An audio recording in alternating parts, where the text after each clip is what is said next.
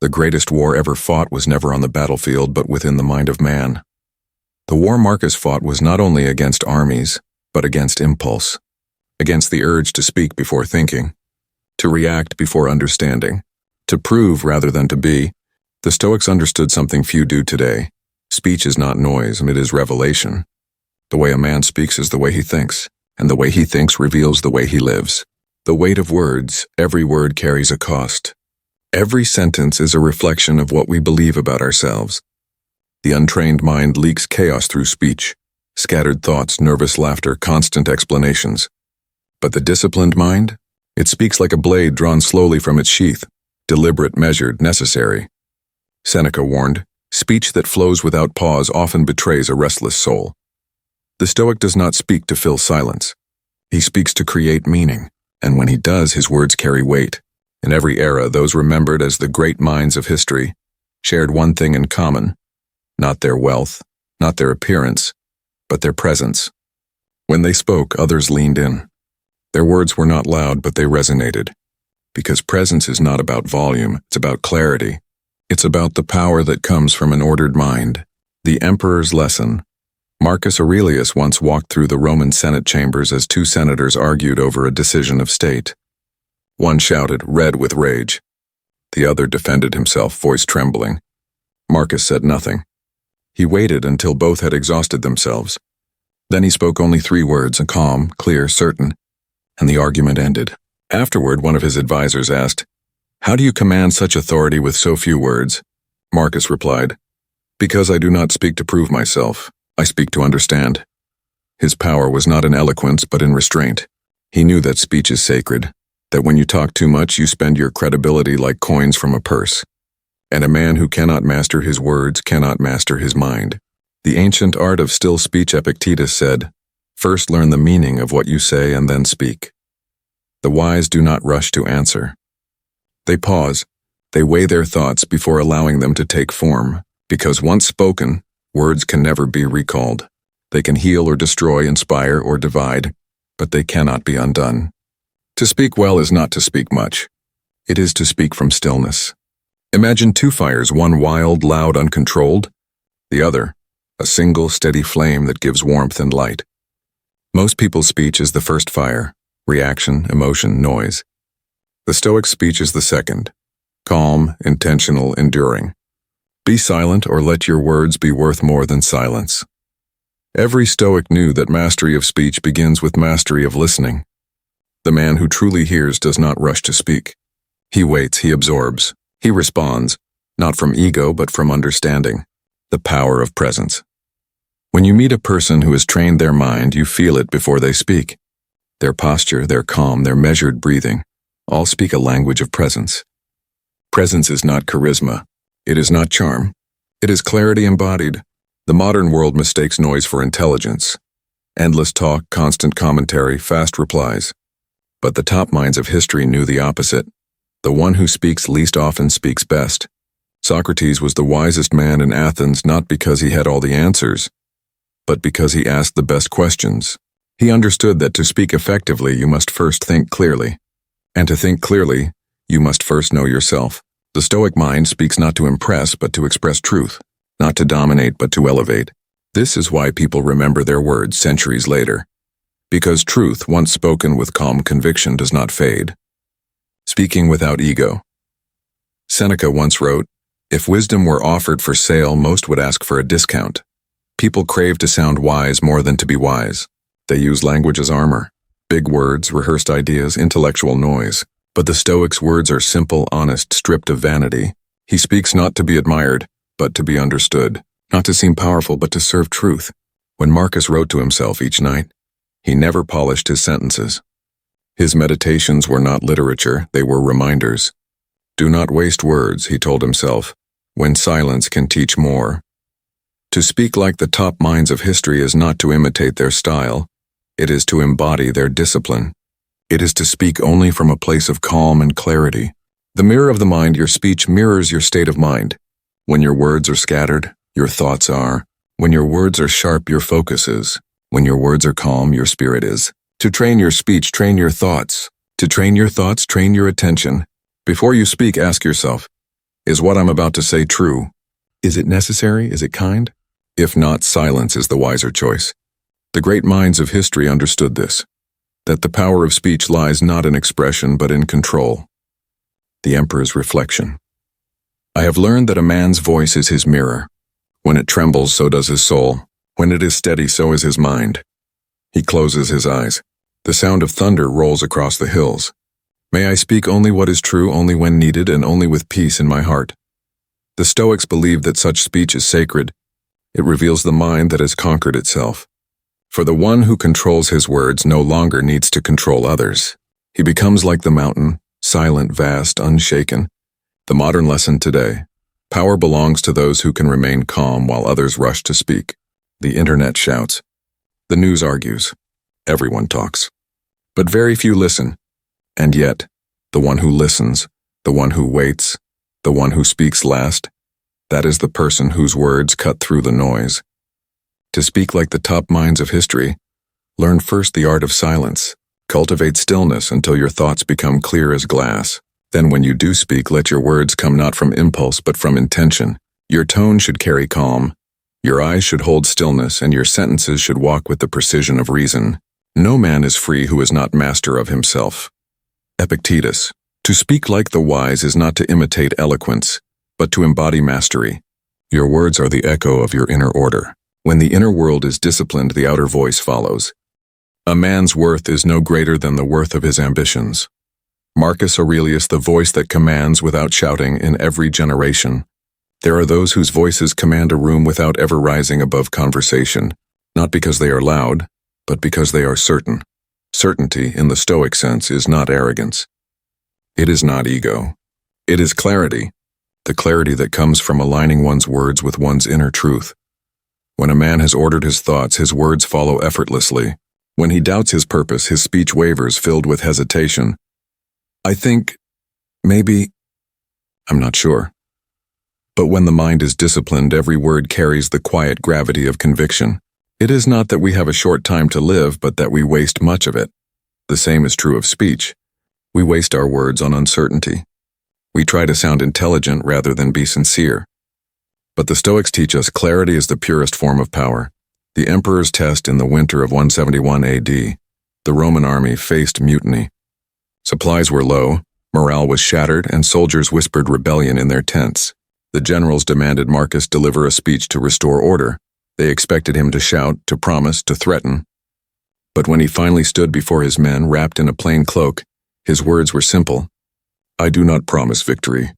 I promise purpose. And then he paused, not for effect but for meaning. You are not fighting for Rome, he continued. You are fighting for the discipline that keeps Rome alive. For the brother beside you, for the man within you who must not break.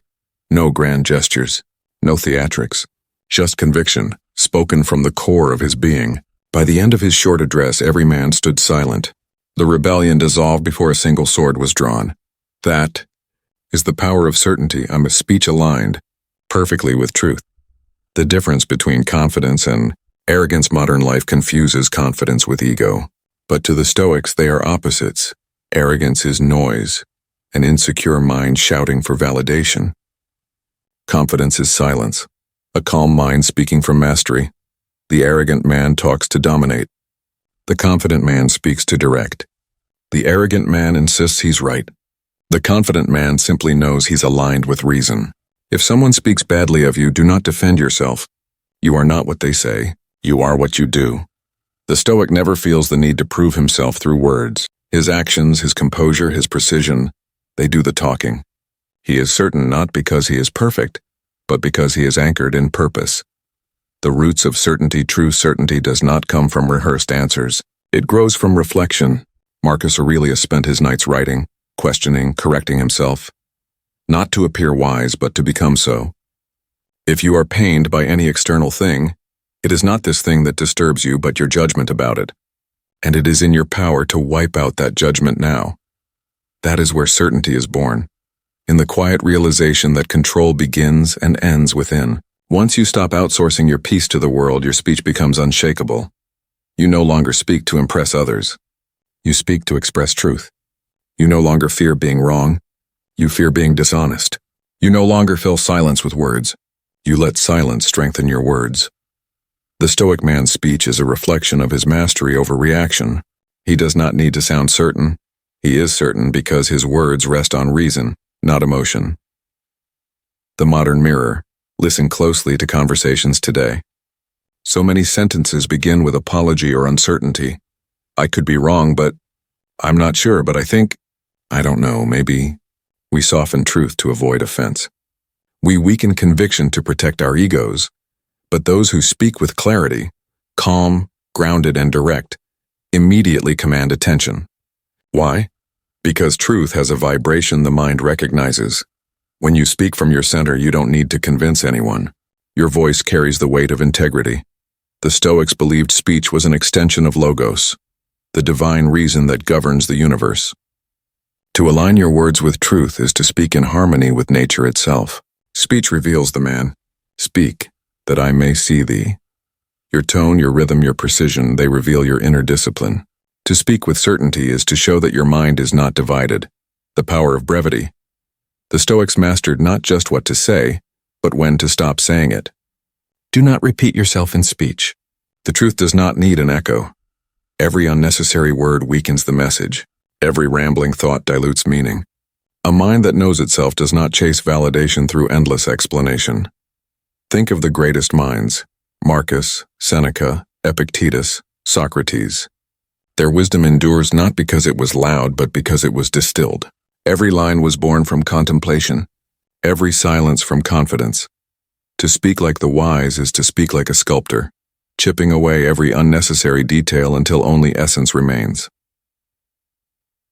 The Emperor's Reflection. The tongue is the servant of the mind.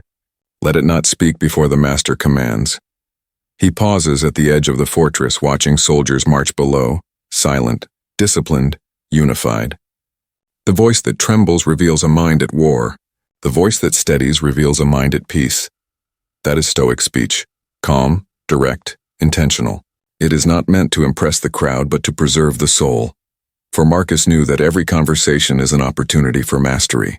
Mastery over pride, over fear, over impulse. He who governs his words governs his world. The lesson for modern minds: to speak with certainty. Do 3 things. Think deeply before you speak. Reflection sharpens conviction. Speak only when your thoughts are ready. Detach your words from your ego. Speak not to be right, but to reveal truth. Certainty without humility is just arrogance wearing armor. Master silence as much as sound. Learn to pause. Let others fill the noise. You will be remembered not for how much you say, but for what remains when you are done. To speak wisely, first rule your mind.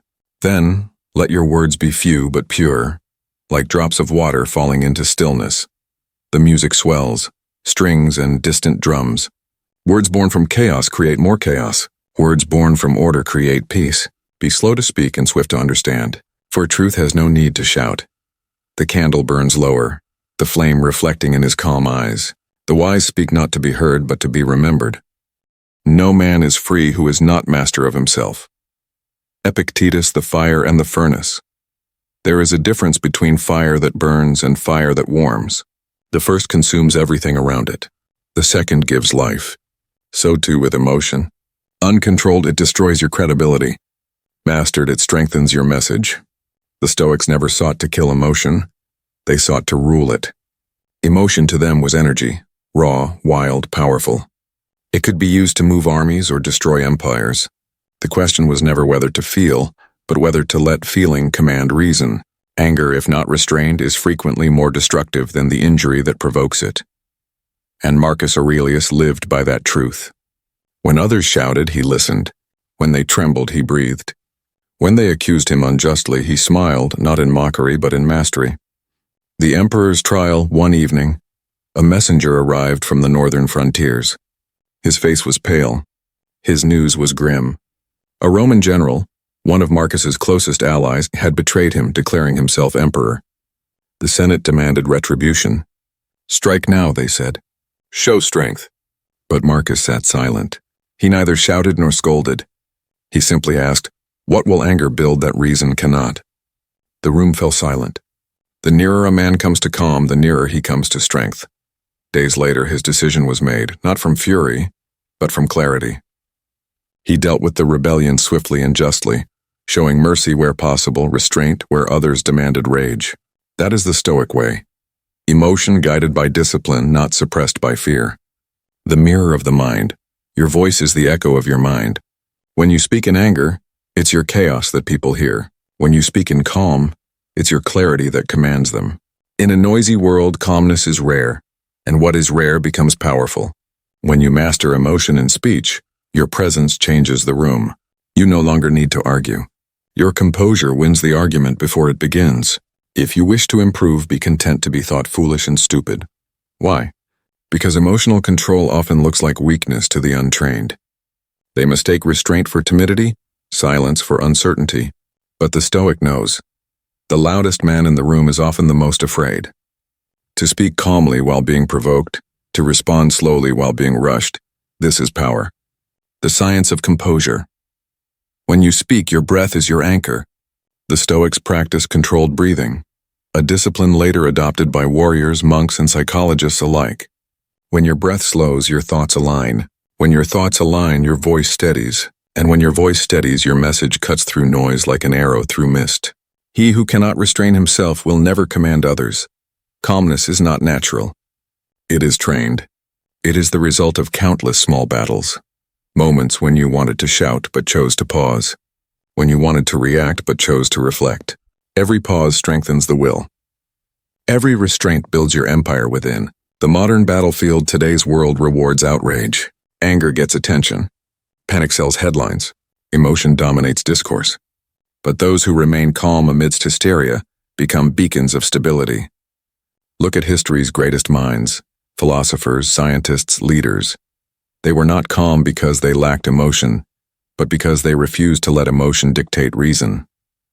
Marcus faced war, betrayal, plague, yet his writings reveal no bitterness, no despair. You have power over your mind and not outside events. Realize this and you will find strength. To master emotion is to master perception, and to master perception is to master your world. The discipline of tone. Listen carefully to the tone of your voice when you speak. It is the mirror of your emotional state. Most people fill their speech with nervous fillers. Maybe, I think, each one a tremor in the foundation of thought. But the Stoic voice is slow, steady, deliberate. It does not rush to fill silence. It lets silence do the speaking. When you speak with calm certainty, people instinctively lean in. They trust your composure because it signals control.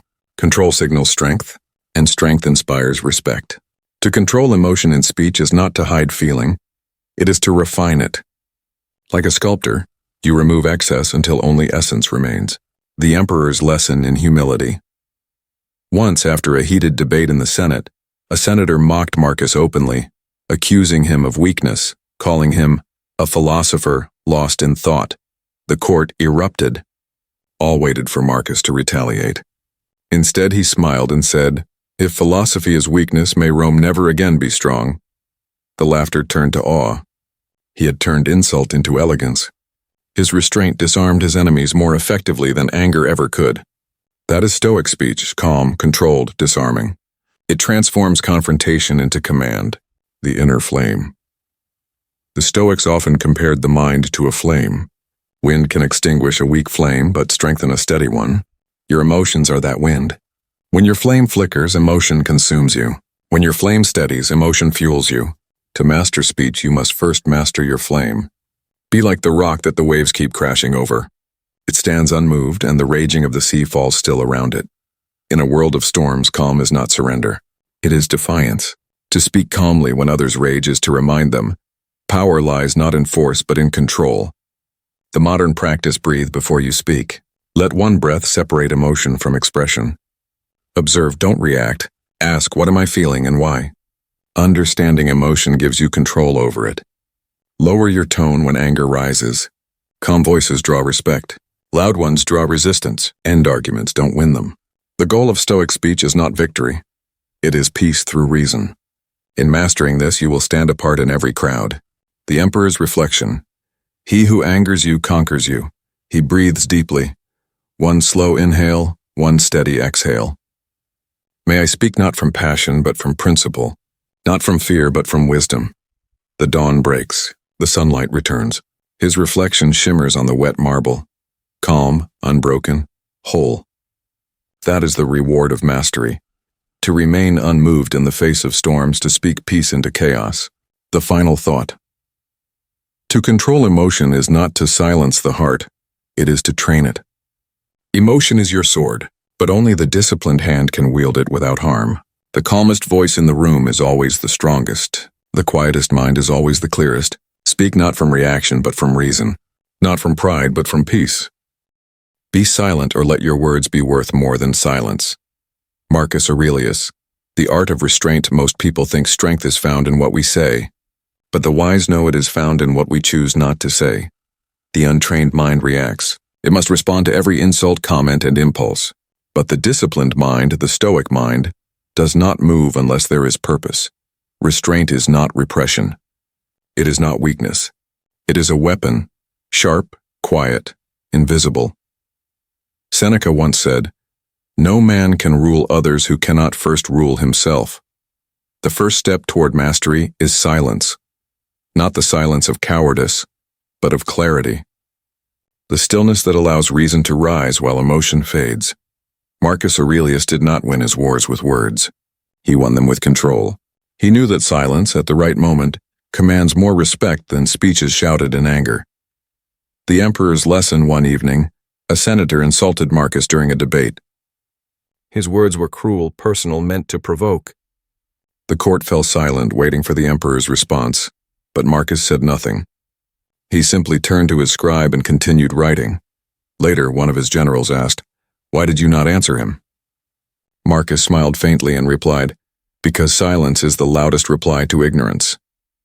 That moment became legend, not because of what he said, but because of what he didn't. Restraint reveals power. It is proof that you do not need to prove anything. The noise of the world today, we live in an age addicted to expression. Everyone has an opinion, a reaction, a comment ready before thought has even begun. We shout to be heard and in the process stop listening entirely. But the Stoic learns to speak less and mean more. He learns that attention is a currency. The more you spend it on nonsense, the poorer you become. The wise conserve energy. They speak little, listen much, and act only when it matters. Epictetus taught, "Let silence be your goal for the most part. Say only what is necessary and in few words." Restraint in speech is not a denial of your voice and is the refinement of it. It is the art of cutting away the unnecessary so that only truth remains. The power of the pause. The greatest speakers in history, philosophers, generals, orators, all understood the same secret. It is not words that move people. It is rhythm, the pause before a sentence, the silence between ideas, the stillness before a reply. Marcus Aurelius wrote, "Nowhere can man find a quieter or more untroubled retreat than in his own soul." When you pause before speaking, you retreat inward. You consult the higher self, the calm mind that watches, not reacts. You give space for wisdom to enter before sound leaves your lips. Silence sharpens speech like a whetstone sharpens a blade. The pause is not hesitation, it is control. When you pause, others feel it. The weight of your silence commands more attention than their noise ever could. The emperor's moment of clarity there is a story told of a night when Marcus was asked to negotiate with a group of soldiers who demanded higher pay. They were armed, angry, and loud. His generals prepared speeches, arguments, threats.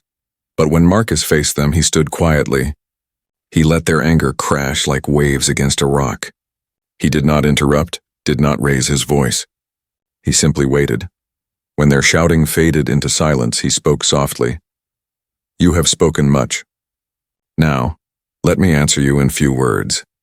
Then he explained the truth calmly, that the empire was struggling, that each man's sacrifice kept Rome alive.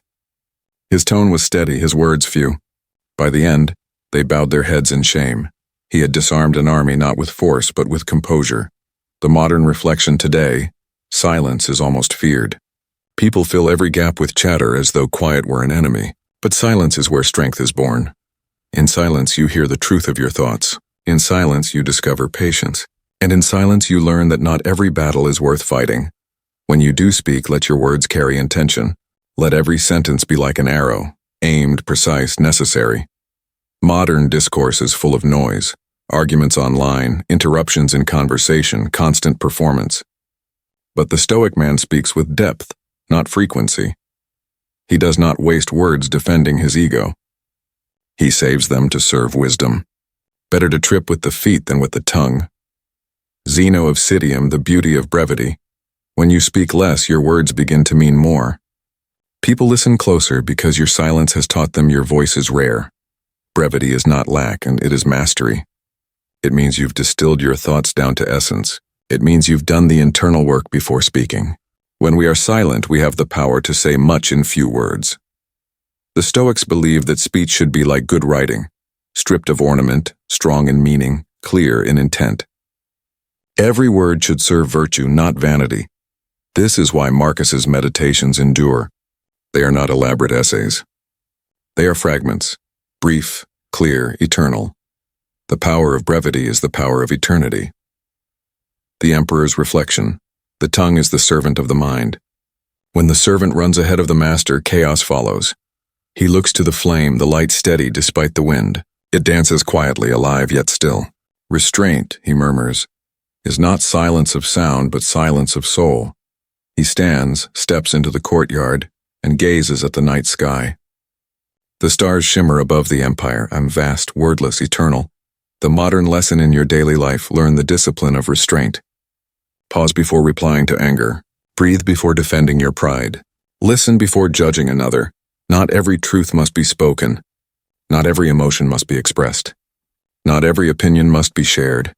You will find that silence protects you, not by hiding you, but by preserving your strength. Speak only when your words can add to silence, not disturb it. Then your voice will become rare, and rarity in any age is power. The final thought. When you master silence, you master speech. When you master speech, you master influence. And when you master influence, you need no power at all. The scene fades to black. Only the sound of the candle's quiet flame remains. The soul becomes dyed with the color of its thoughts. Marcus Aurelius. Before we ever speak, we are already communicating. Before a word leaves our lips, our tone, our posture, our eyes, these already declare who we are. The Stoics understood this unspoken truth. The body is the language of the soul. A disciplined mind cannot hide behind careless movement, just as an undisciplined one cannot pretend poise through imitation. Every gesture reveals your state. Every breath, every stillness, every glance is a mirror of your mind. The body is the servant of the soul. When the master falters, so does the servant. To speak like the wise, one must learn not only to use words well, but to embody them. Your posture, your gaze, your silence, they speak long before your tongue ever does. The Emperor's lesson. One afternoon, Marcus Aurelius walked through the training grounds of the Praetorian Guard. The soldiers stopped their drills to bow. He raised his hand gently and said nothing. He didn't shout, he didn't command, but instantly they fell silent. A young soldier later asked an officer, "Why does the Emperor need no words?" The officer replied, "Because his presence speaks what our mouths cannot." That presence came not from fear, but from composure, the quiet strength of a man who has conquered himself. Marcus understood that leadership begins with energy, not sound. People feel before they hear. They read your energy before your words reach them. That is the unspoken voice, the invisible communication of character. The tone of a trained mind. Your tone is the temperature of your spirit. It can warm or it can wound. It can invite trust or ignite fear. Most people think tone is something to control while speaking, but for the Stoic, tone begins before speech. It is born in thought, in the stillness that shapes your state of being. We have 2 ears and 1 mouth so that we may listen twice as much as we speak. When you think deeply, your words slow. When you are at peace, your tone steadies. When your heart is aligned with reason, even disagreement sounds calm. The Stoic tone carries authority without aggression. It is calm but not cold, firm but never cruel. You can recognize it in every man or woman who has mastered themselves. The teacher whose soft voice still silences a room. The leader who commands attention without raising his tone. The elder whose every word carries years of quiet truth. The unspoken presence. The Stoics believed that the greatest form of communication was being. Words are fleeting. Presence endures. You can argue with words, but you cannot argue with energy. A Stoic walks into a room and the room changes. Not because he demands it, but because his inner order radiates peace. He listens fully. He moves deliberately. His gaze is steady, not piercing. Attentive, not aggressive. Such presence cannot be faked. It comes from hours, days, years of self-observation, from studying one's impulses, taming one's emotions, and aligning one's actions with virtue. Marcus Aurelius embodied this presence. His generals called it imperium in anima, empire in the soul. They said, when he stands still, it feels as if the gods are watching through him, and perhaps in that stillness, they were. The emperor's reflection. How can I teach virtue if I do not embody it in my bearing? He places a hand over his heart. Let no gesture contradict my reason. Let no tone betray my peace. Then he turns and steps outside into the morning sun. The palace guards bow instinctively, though he says nothing. They can feel his authority before hearing his voice. Because true influence is silent, it flows from alignment. The sound of mastery Seneca once said, "The calm mind is not only virtuous, it is contagious. When you have trained your tone, your energy, your stillness, others feel it. They lower their own voices. They begin to mirror your rhythm. Without commanding, you lead. That is the highest form of communication. Quiet influence. The great orators of the ancient world, Cicero, Cato, Aurelius, did not win by volume. They won by tempo. They understood when to speak, when to pause, and when to say nothing at all.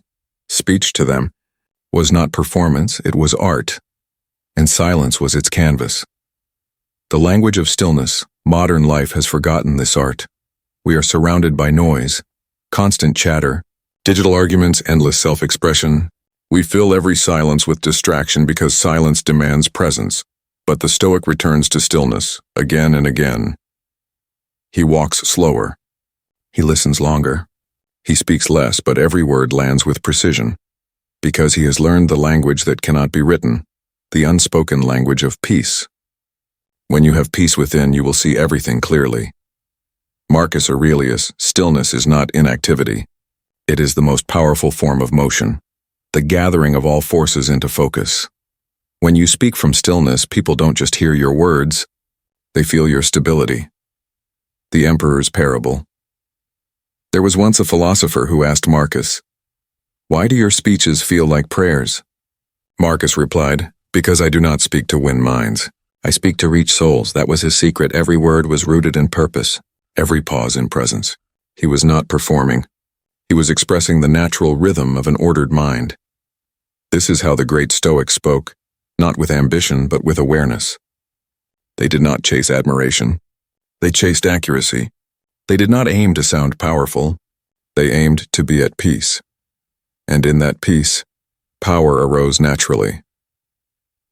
The modern reflection. If you wish to speak like the top minds of history, begin not with the tongue, but with the breath. Begin not with vocabulary, but with awareness. When you enter a room, pause before you speak. Let your silence fill the space first. Observe how people react, not to your words, but to your presence.